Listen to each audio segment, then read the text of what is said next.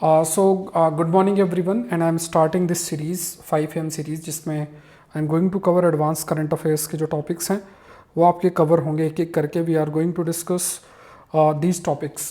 2024 की तैयारी अगर आप कर रहे हैं तो ये सेशन आपके लिए बहुत बहुत ज़्यादा अगेन इट्स वेरी इंपॉर्टेंट और इसको मिस नहीं करना है. और आई होप कि आप लोग का पार्टिसिपेशन इसमें अच्छा रहेगा. जो इस साल एटलीस्ट जो प्रीलिम्स देने का प्लान कर रहे हैं तो आपका पार्टिसिपेशन अच्छा रहेगा. So this will help us again to continue this series for a very long time. ठीक है, सो लेट्स स्टार्ट. और अगेन एनवायरनमेंट का जो नेक्स्ट लेक्चर है वो आज आपका आ जाएगा and we will complete the again environment. आपका ऑलमोस्ट जो स्टैटिक पार्ट है वो खत्म हो जाएगा. So let's start with this topic that is angel tax के ऊपर पहला टॉपिक है related with the angel tax. इसको ध्यान समझना. जैसे फॉर एग्जांपल कोई भी एक बिजनेस है, सपोज करो ये कोई बिजनेस है और उस बिजनेस के अंदर कोई इन्वेस्टमेंट करता है. जैसे आपने कोई एक बिजनेस चलाया, अब उस बिजनेस को चलाने के लिए कोई जो है वो इन्वेस्टमेंट करेगा. तो इन्वेस्टमेंट जो करेगा वो उसे हम कहते हैं, we use the term for such person जिसे हम कहते हैं एंजल इन्वेस्टर. ये टर्म यूज़ होता है दैट इज़ एंजल इन्वेस्टर कहते हैं. एंजल इन्वेस्टर शब्द इस्तेमाल करते हैं. अब क्या है कि जब भी कोई एंजल इन्वेस्टर, ठीक है, जो भी एंजल इन्वेस्टर है, अब ये मान लो ये नया बिजनेस है, ये नया बिजनेस है आपका, this is the new business. So कोई भी एंजल इन्वेस्टर नए बिजनेस में जब आपका खर्चा करेगा तो उसमें ये रहता है कि जो भी स्टार्टअप है, जैसे ये न्यू बिजनेस है तो ये जो स्टार्टअप है, ये स्टार्टअप सर्टेन अमाउंट, ये जो स्टार्टअप है वो स्टार्टअप है, ये स्टार्टअप सर्टेन जो अमाउंट है वो एज अ टैक्स के रूप में पे करेगा. ठीक है, उसे ही हम क्या कहते हैं, we call it as angel tax. ये आपको ध्यान में रखना है कि, है ना, ये टर्म आपको याद रखना है. अब ये क्या है, यू हैव मतलब ये जो प्रोविज़न है, ये जो पर्टिकुलर हम डिस्कस कर रहे हैं एंजल टैक्स वाला, it is there under the income tax. It is there under the income tax tax act है ऑफ 1961. उसमें ये चीज़ आपकी साफ साफ मैंशनड है. तो कोई भी बिजनेस, नया बिजनेस है, उस नए बिजनेस को आप चला रहे हो, कोई आपके इन्वेस्टमेंट कर रहा है, एंजल इन्वेस्टर होगा. जहाँ पे भी आप खर्चा करोगे, मतलब जो स्टार्टअप है जहाँ पे इन्वेस्टमेंट आया उसे सर्टेन पार्ट अपने टैक्स के रूप में जो है आप कह सकते हैं कि टैक्स के रूप में भी सबमिट करेगा. और यहाँ पे जो इन्वेस्टमेंट है ये इस पर भी निर्भर करता है कि कंपनी का फेयर मार्केट वैल्यू क्या है. अब ऐसा नहीं हो कि मान लो कंपनी का वैल्यू x है और 3x इन्वेस्टमेंट आ जाए, तो ऐसा थोड़ा सा देखना पड़ता है. तो यहाँ पे अगर देखा जाए, अब इस क्वेश्चन को अगर आप देखो, if will see this question, तो ये क्वेश्चन क्या आपसे कह रहा है, ध्यान समझना कि क्वेश्चन एंजल टैक्स के ऊपर है. तो पहला, angel tax is imposed on unlisted business get funding from the angel investor. ठीक है, एंजल इन्वेस्टर से फंडिंग होती है. सो एंजल टैक्स जो है वो आपका इम्पोज होता है, तो ये सही है. एंजल टैक्स इम्पोज होता है 30.9% of if the amount invested exceed the startup fair market value. मतलब अगर मान लो कोई स्टार्टअप है, उसकी वैल्यू x है और उससे भी काफ़ी ज़्यादा इन्वेस्टमेंट हो जाए, वैल्यूएशन से ज़्यादा, तो उसमें क्या है, लगभग 30.9% जो है टैक्स आपका इम्पोज किया जाएगा, जितना अमाउंट एक्सीड होगा वैल्यूएशन जो है स्टार्टअप का उससे. तो ये भी स्टेटमेंट सही है.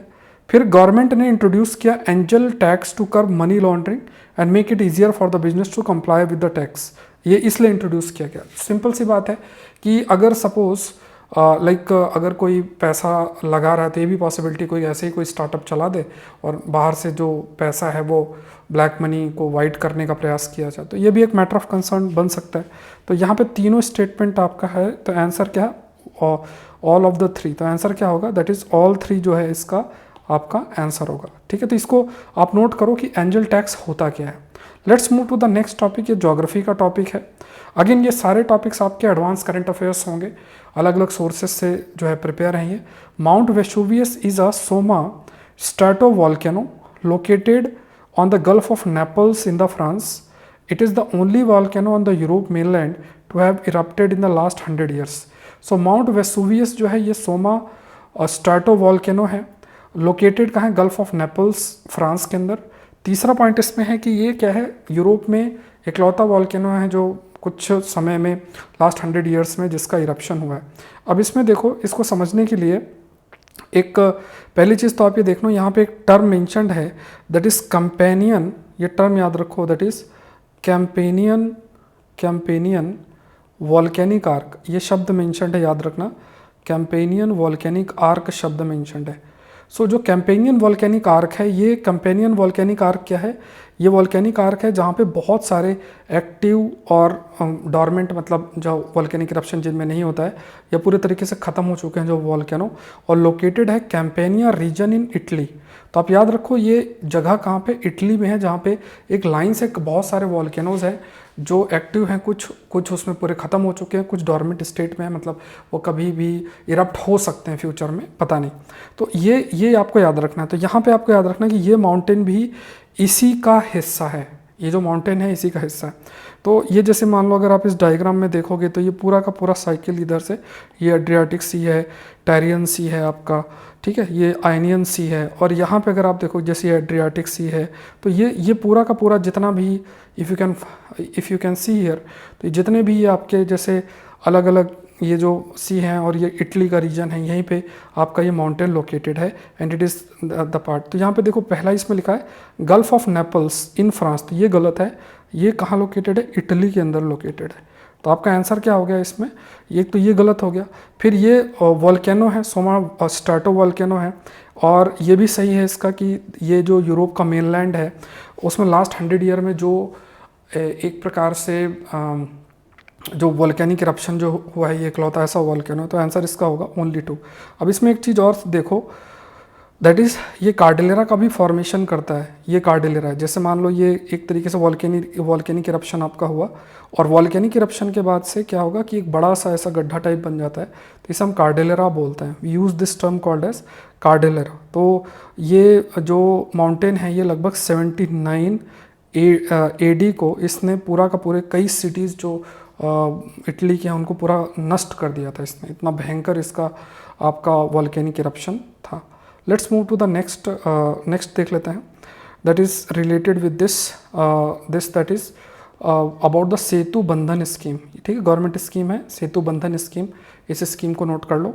अगेन सेशन को लाइक करें, चैनल को सब्सक्राइब करें, और आपके ऊपर है कि आप बढ़िया तरीके से पार्टिसिपेट करें, मेरी तरफ से नहीं रुकेगा अब ये सेशन, ठीक है। तो यहाँ पे देखो सेतु बंधन जो बंधन स्कीम है, कनेक्टिविटी इन्हेंस करना अरुणाचल प्रदेश में, जैसे बहुत सारे स्टील ब्रिजेस बनाना, बहुत सारे ऐसे जो ब्रिजेज और ये सब बनाना, इसके लिए सर्टेन अमाउंट आपका अप्रूव्ड किया गया है, इसको हम सेतु बंधन स्कीम बोलते हैं। एंड दिस सेतु बंधन जो स्कीम है, दिस सेतु बंधन स्कीम, ये बेसिकली अगर आप देखोगे इसमें लिखा है it has granted for 70 bridges, तो ये गलत है, ये 7 ब्रिजेस के लिए ग्रांट किया, 70 तो बहुत सारे हो गए, तो 7 ब्रिजेस के लिए इसको ग्रांट किया गया है। एंड ये जो है ये बेसिकली किसके द्वारा आपकी अप्रूव की गई है, that is it has been approved by ministry of environment, ministry of road transport, ये भी सही है। और अरुणाचल प्रदेश की कनेक्टिविटी को बढ़ाने का एम है ये ब्रिजेस के माध्यम से, ये भी सही है। तो देखो ये स्टेटमेंट आपका गलत है, बाकी दोनों स्टेटमेंट सही हैं, तो 3 में से 2 स्टेटमेंट सही है। लिखा हाउ मेनी ऑफ द वो स्टेटमेंट्स आर करेक्ट, तो आंसर ओनली 2 का मतलब 2 स्टेटमेंट करेक्ट है, ये ध्यान में रखना। लेट्स, ठीक है। अच्छा, जो मैं आप लोगों को करवा रहा हूँ जो प्रीलिम्स टेस्ट सीरीज़ है एडवांस करंट अफेयर्स की, तो ये जो सीरीज़ मैं आपको शुरुआत करूँगा, फिर आपकी धीरे धीरे इन्हीं से टेस्ट पेपर भी बनेगा, और अभी लास्ट 2 ईयर्स की चीज़ें उसमें कवर हो रही हैं, लगभग 2,500-3 हज़ार टॉपिक्स उसमें भी आपके कवर हो जाएंगे। तो Saurabh Pandey CSE app download करके उस टेस्ट सीरीज़ का हिस्सा बनना है। प्लस ये डेली बेसिस में जो मंडे टू सैटरडे क्लासेस आएंगी, इनको आप प्लीज़ फॉलो करें बहुत सीरियसली, अगर आप 24 की तैयारी कर रहे हैं, ये बहुत इंपॉर्टेंट है। और ये current affairs, advance current affairs हैं डिफरेंट सोर्सेज से जो आपके लिए कवर किए जा रहे हैं, ठीक है। Let's move to the next.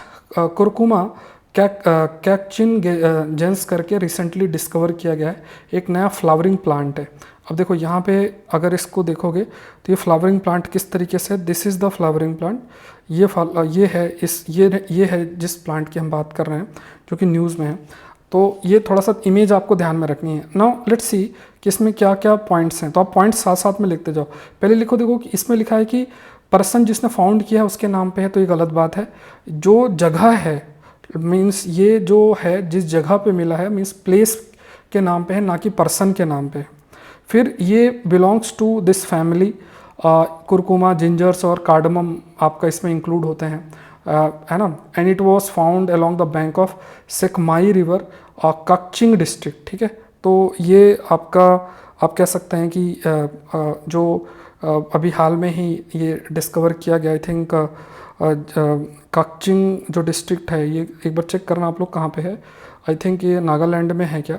तो यहाँ पे क्या है, it was found dwelling along the bank of Sekmai river of the Kakching district. तो एक बार कमेंट सेक्शन में बताना कि ये Kakching district is it located in Nagaland. तो देखो ये और ये स्टेटमेंट सही, ये गलत है, तो इसमें भी आंसर आपका जो होगा, answer will be that is only 2, ठीक है।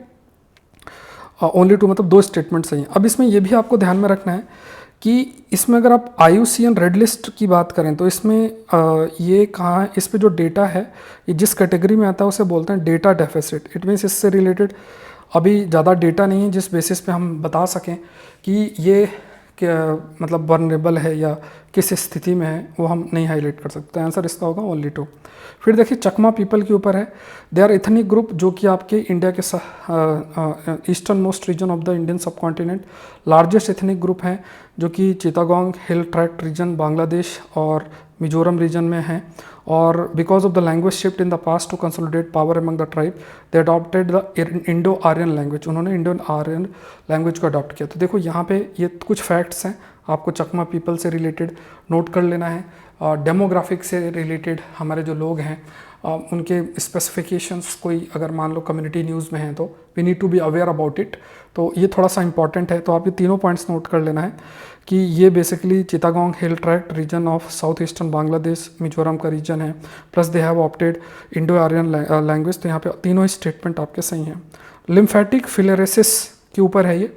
लायो पीपल डेमोक्रेटिक रिपब्लिक की अगर बात किया जाए, now the second country after Nepal to eliminate lymphatic filariasis in 2023, it occurred when one of the filarious parasite Wucheria bancrofti, Brozia malai and this Bruzae timori are transmitted to human through mosquito bites.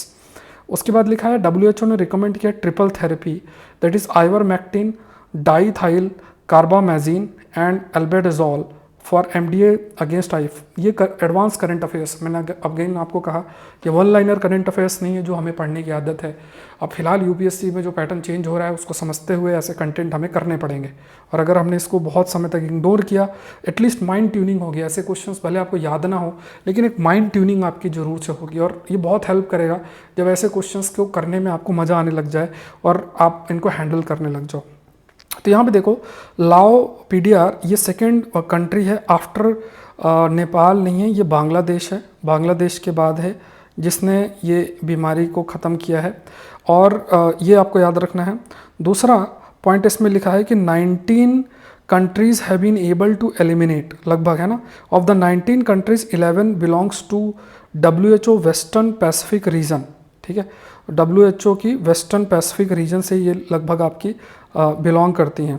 तो यहाँ पे ये point आपको ध्यान में रखना है। And it is also highlighted कि यहाँ पे जैसे ये जो स्प्रेड होता है, it spread through, it basically occur when filariasis parasite, ये Wuchereria bancrofti, Brugia malayi and B timori, they are transmitted to human through mosquito bite. ये भी सही है, मॉस्किटो बाइट से ये स्प्रेड होता है, और एक पैरासाइट है जो इनके नाम लिखे हुए हैं, इनसे इसका ट्रांसमिशन जो है वो आपका होता है।